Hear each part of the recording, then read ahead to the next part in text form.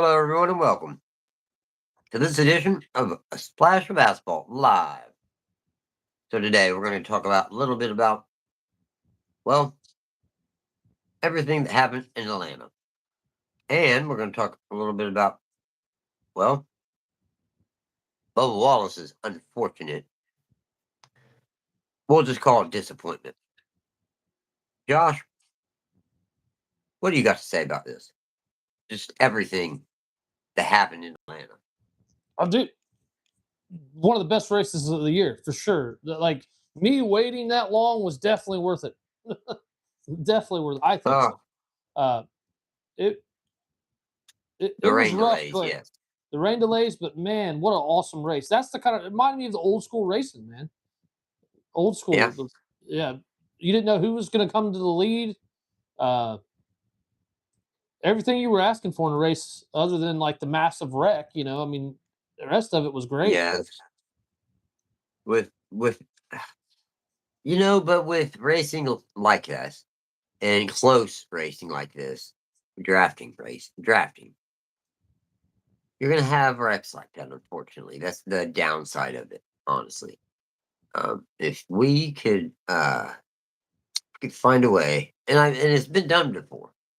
Back in the late '90s, Mark Martin actually ended up winning the race. Talladega, they ran a 500-mile race at Talladega, flag to flag. I mean, start to finish, no caution. Of course, this is prior to stage racing. That's impossible nowadays because of the stage breaks. But I mean, if they could possibly have run that race, no wreck, no big wreck, all them cars left on the track, competitive. I mean, that could have been even more of a spectacular event. That's all I'm saying by Yeah. that. Yeah. But it was what it was. Still, we had an excellent finish in my book. I mean, it was a pretty spectacular finish. Oh, for sure. Maybe not right, right. Maybe not such a spectacular finish from Bubba Wallace though. Um, Bubba, he unfortunately made the mistake of going below the yellow line, the double yellow line, and when he went below the double yellow line, basically, instantly NASCAR assessed him a penalty, and that penalty dropped him from second, where he had finished in the race, crossed the finish line anyway. Yeah.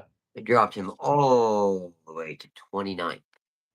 And for a driver currently battling for his spot in the chase, ooh, this is a mess. This was a real hit for him.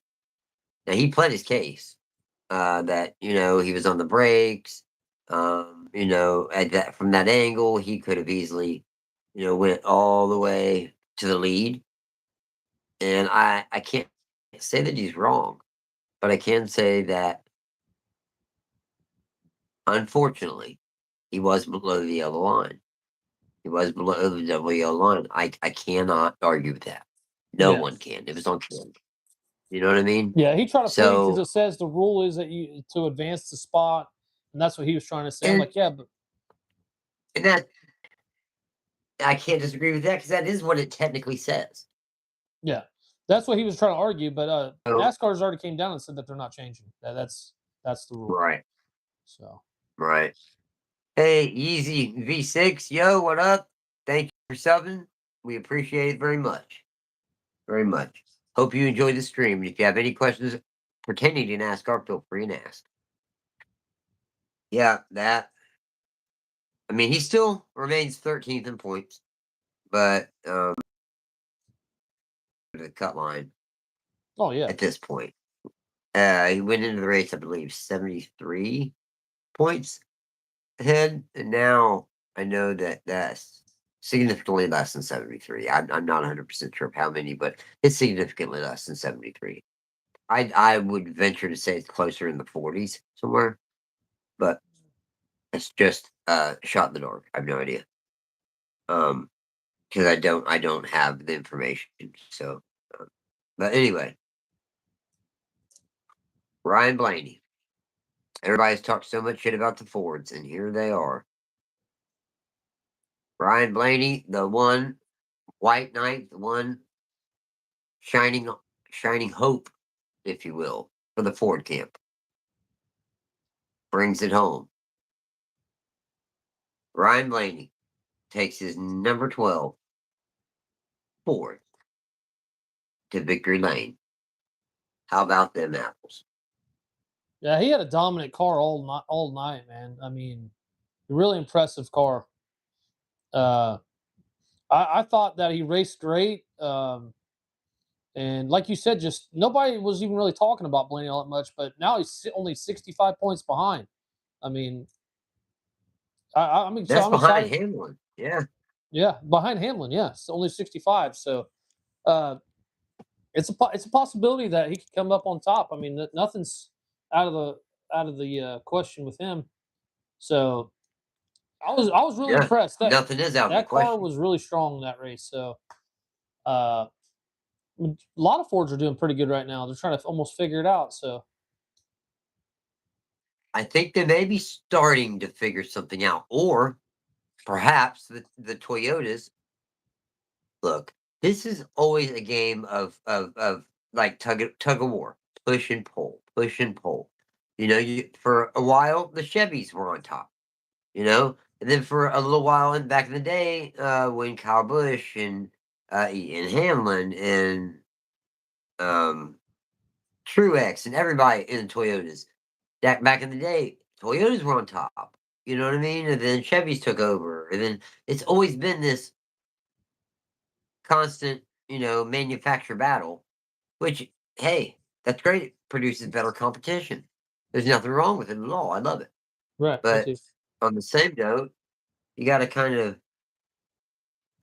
when one runs away for too long, it begins to get mundane, and that's kind of what is going on with the Toyotas at this point.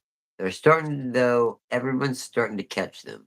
Chevys are catching them along with the Fords, and Fords are catching them even with their older bodies. Yeah, So if they're catching them with their older bodies, think what they're going to probably be able to do with their new bodies. It's going to take them a little bit to get completely used to them, but I'd say by the middle of the season next year, we're going to see a drastic improvement on most of the Ford camp. I'll just say that. yeah, yep. And another thing is with Ford is I think Blaney can do it. I really think he could. Uh, with Blaney, I mean, he's a hell of a driver. Hell of a driver. He is. He's a hell of a driver. I can't disagree with that. He's a hell of a driver.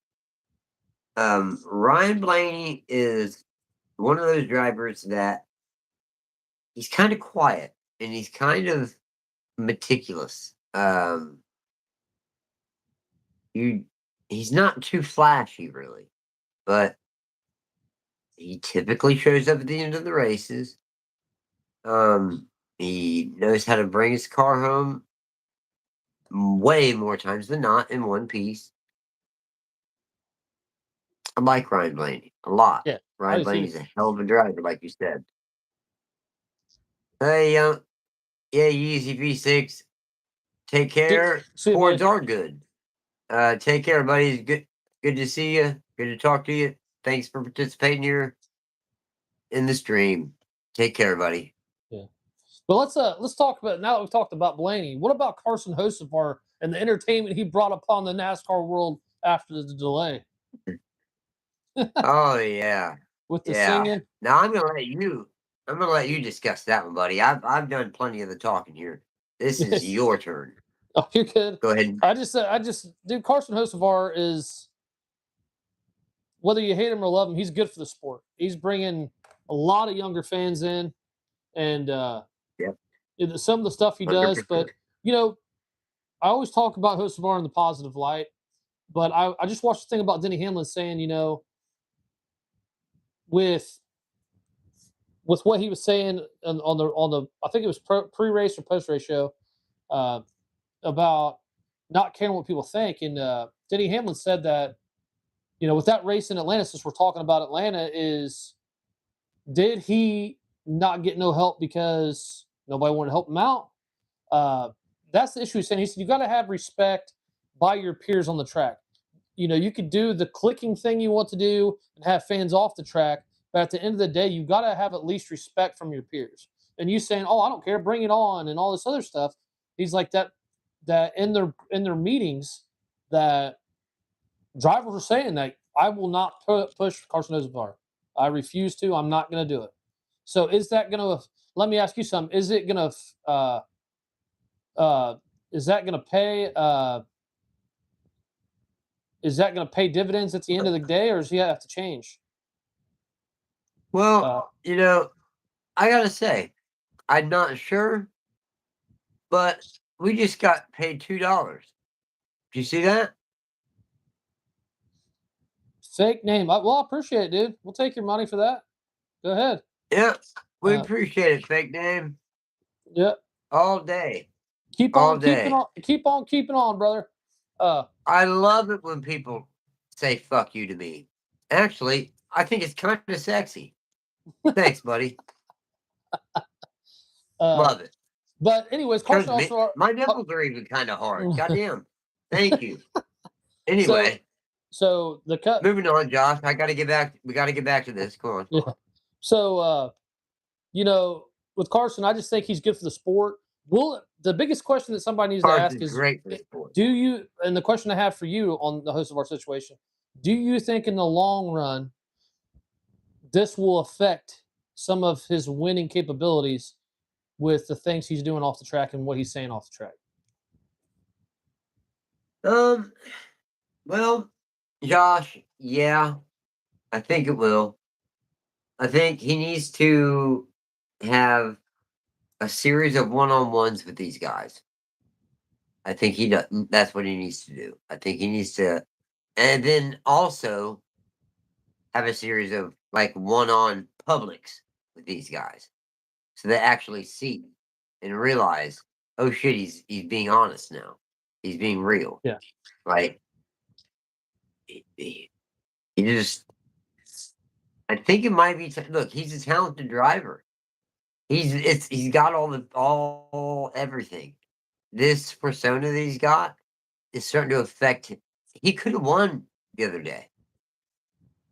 He could have won. No one would push him. Do you get what I'm saying? And now know we're going live. Just to let everybody know out there, I'm a big Hocevar fan. I love Carson Hocevar. Same. So he's great for the sport. He's great. He's a hell of a driver with that Spire equipment. Oh gosh, and he's only going to get better. So I'm just playing a little bit of devil's advocate here. What in the long run, what do you think's going to happen to him?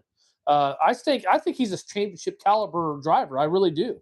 But Denny Hamlin said it on that podcast, on his podcast too, that Dale Earnhardt. People want to compare him to Dale Earnhardt. Well, Dale Earnhardt still had camaraderie with the people on the track. Right in the garage. You got to have that. You got to have that rapport with them. You can't just say, I don't have no friends at the track. I don't care. Pretty much fuck them. I'm going to do what I want to do. And so sometimes that comes off the wrong way to people that's on the track with you. It does, but it was a different time. Dale Earnhardt was in a different time. That's the whole thing. His driving style, fit in so well because NASCAR was in a different time. NASCAR today, that driving style don't fit in. It just don't. No, they just don't. There's way too much money involved. Do you get what I'm saying? Like, it's practically, you're racing practically F1 cars out there. I mean, that's how expensive these are. Yeah, they're expensive. So, I don't see it, Josh. I don't, the persona thing, I love Carson Hocevar. I'm a huge, giant Carson Hocevar fan. I he can't be no next Dale Earnhardt because A, no one can be. There is never going to be another Dale Earnhardt. And B, that driving style can't fit in today. It just won't. Like what happened will just keep happening. People will just stop fucking with him altogether. And when it comes to time where he needs pushes or he needs a break from another driver or something, he's not going to get it. And that's going to be their way of paying back. They're not going to go and push him. They're not going to go and confront him. They're not going to. That's not going to be how it goes. It's going to be how it went the other day. That's going to be. And that's going to hurt him a lot more. And his team a lot more. So if I was Jeff Dickerson, if I was basically if I was any of the big wigs over there at Spire, I would have a sit down with him and be like, look, you know, I know we love you and your fans love you and you're a great talent. We need to figure this out. Yeah. And they need to do that before. Shit, they need to do that before Daytona. Yeah. And I'm not saying the 500. I'm saying here in a few weeks. They need to do that before chase time. They need to do that. Yeah. It also looks like he's going to be in the chase. So they need to do that. So hopefully they will. Yeah. So Steve, what's next on the itinerary here that we got to talk about? What about the Dale Earnhardt Jr. situation? We'll talk a little bit about that. Well, yes.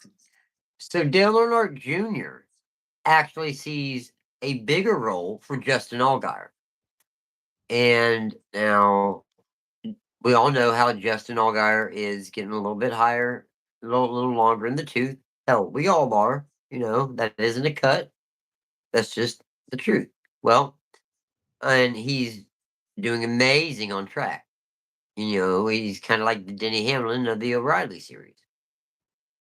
Would you agree with that at this point? But yeah, Justin Allgaier, he's he's already won the regular season championship already. He's already locked. Championship. Yeah, I mean, there you go.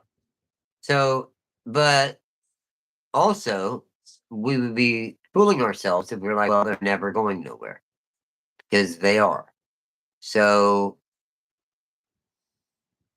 Junior actually has the idea and plan, apparently, to. It might not have the plan, but he has the goal for Justin to end up some kind of massive role in the O'Reilly series, as an official.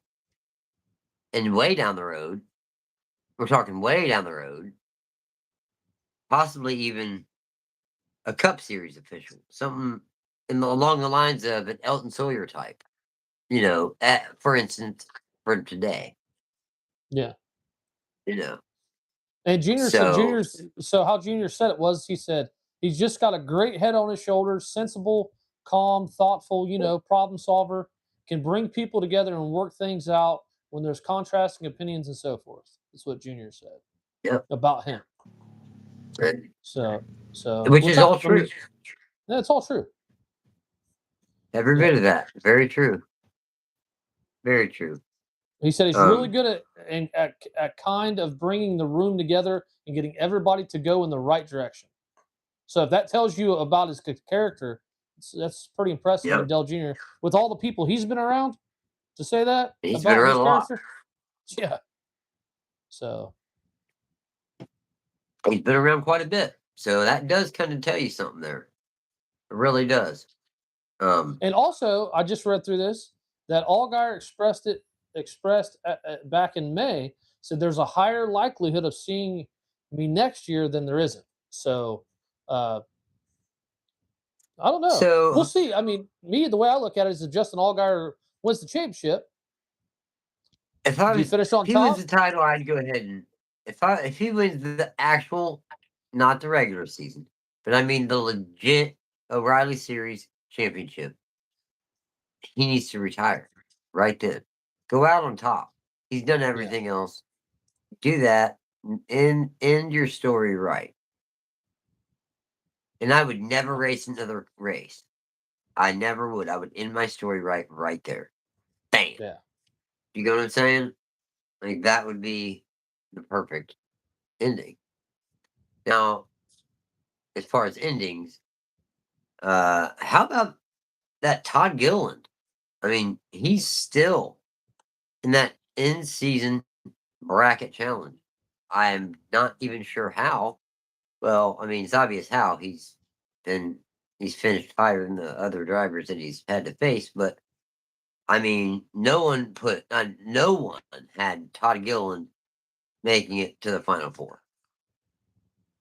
Yeah, I know, and me neither. I don't think anybody did. But No, I but really with do. Denny Hamlin out, I think about everybody's brackets busted at this point. Uh, Oh but yeah, I do between say Reddick after and Hamlin. Yeah. yeah, I will just say that after looking at it, unless something happens to Chase, I say his run-ins this week, but 'cause he's against Chase Elliott, so at North Wilkesboro. So, but you never know. You never know. Yeah, you do never know. With That's the NASCAR, you truth. never know. Chase could get spun out, and Blow a tire and clobber yeah. the wall, and I it's think it'd hard be to cool for say. I think it'd be cool for a driver like that to win it. I do. I'd be cool with that. I would be very happy to see a driver like that win it. That would be Yeah. pretty sweet, honestly. Um, yeah, I think that would be great. But last year, who won? I think it was Ty Gibbs.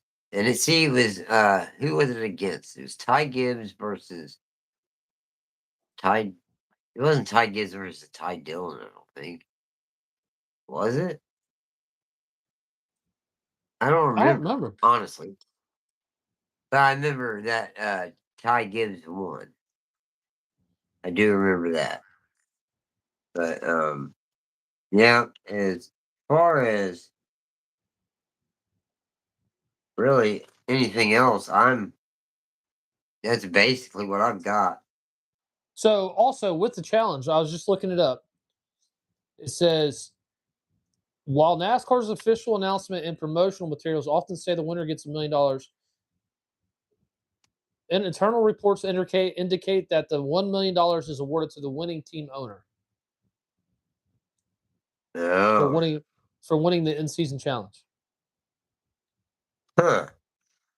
I just found that out. I didn't even know that. All right.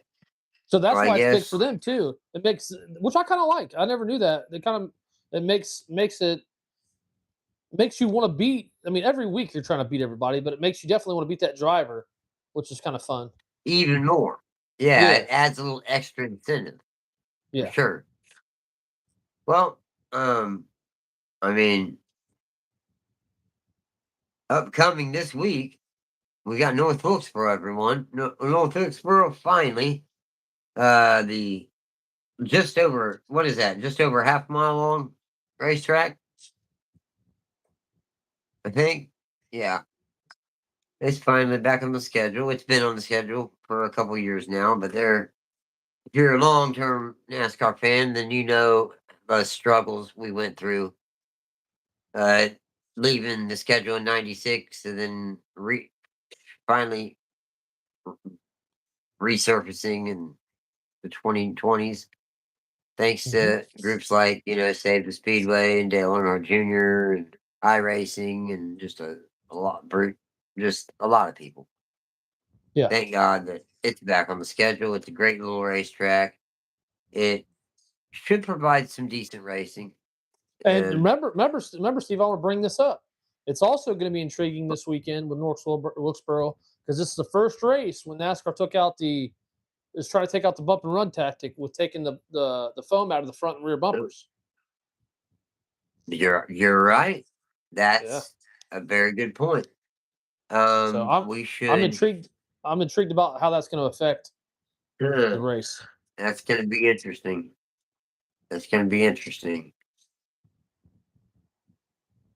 I think they'll approach it a little more like how they used to, where they don't clobber each other, but rather, uh, you know, graze each other and just kind of And bump each other on the sides. it But see, says now with there's the toe text, limits. this is what it says. It says, in addition to removing foam, NASCAR will also weaken the front bumper struts. This change is designed to alter how the car absorbs and transmits impact forces, further reducing the soft feel of rear end collisions. So Damn. Well, we shall see. We shall see. we shall see. It should be a really interesting race. To be quite honest with you, and I can't wait for it. On our episode of A Splash of Asphalt Live this weekend, here this week, we will have plenty more information for you about the upcoming race weekend, and your race schedule and whole weekend schedule. Who we think's going to win, all that. We might even try something cool like a new trivia or something else if we get enough people going in the chat. Don't hold me to it, but we're thinking about it. Also, another thing, we got a new video up right now on our YouTube channel. It's called and then the in-depth history of IROC racing. So you guys should check it out. It's a really honestly, it turned out to be a very, very good video. Yeah, it's a really in-depth Very video. It's cool. informative. It's cool to see the history. Yeah, and also with Norks Wilkesboro, before we get off here too, it's going to be a night race again. I'm excited for that too as well. Oh gosh, you got to be excited for it. I mean, look, I didn't know this for the longest time, but do you know like one of the straightaways go up and the other one goes down? I did not. Yeah, I mean it's that cool. I am North Wilkesboro. There's a lot of interesting history behind the track itself. Like it's a very cool racetrack. I cannot wait until there's going to come a day, Josh, where we go there and actually like catch a race, and actually catch some scenery, take some pictures, get some content. It'd be great. I can't wait to do that. And you know who who's going to be great? I'll go ahead and I'll throw out a couple because I was impressed with SVG this week. Very impressed. He ran well, ended up with a sixth place finish. Um, Stayed in the chase. Didn't really gain much, but didn't lose much. I would say North Wilkesboro. That's a toughie. I would say maybe, Brian Blaney. I'd say Brian Blaney has a shot. I would say, who else?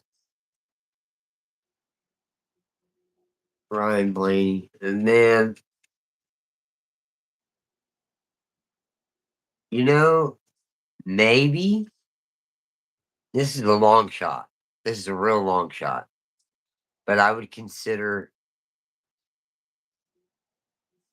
Bonifast and Cindric. Because, flat ovals, and this is a flat oval. And Ah, Penske's been flying on flat ovals. yeah, I'm also going to Austin, stick with. Austin, I'm also going to stick. Like, if I had to pick, I'm going to go.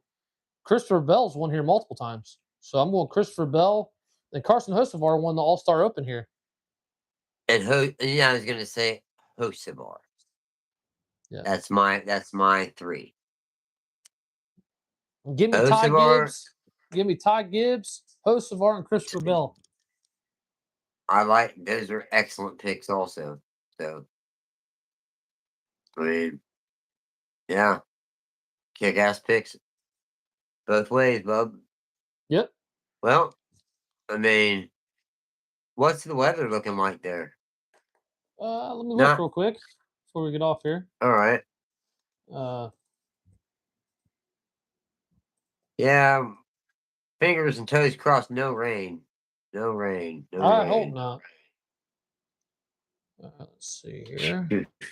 Definitely hope not. Sunday. North Wilkesboro. All right. Going to North weatherchannel.com. Wilkesboro.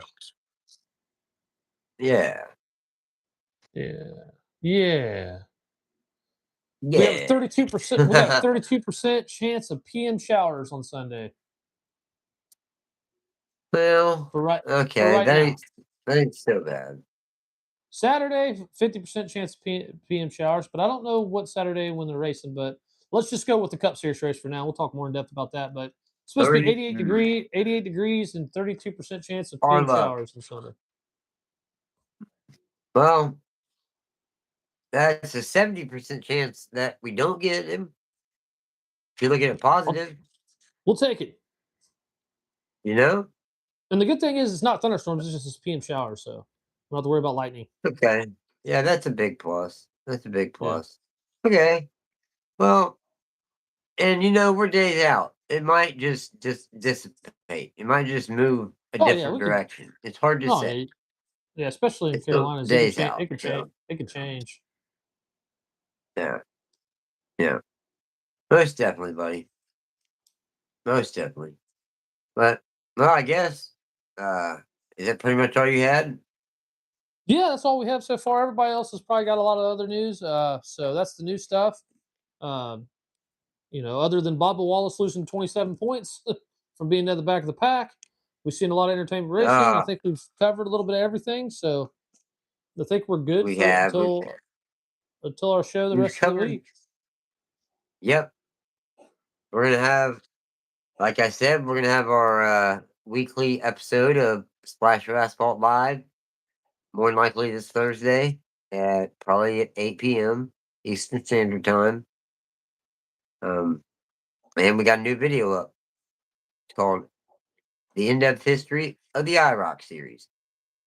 You guys should check it out for sure. Yep. And if you haven't subbed to the channel, make sure and subscribe to the channel. We got new stuff coming out all the time.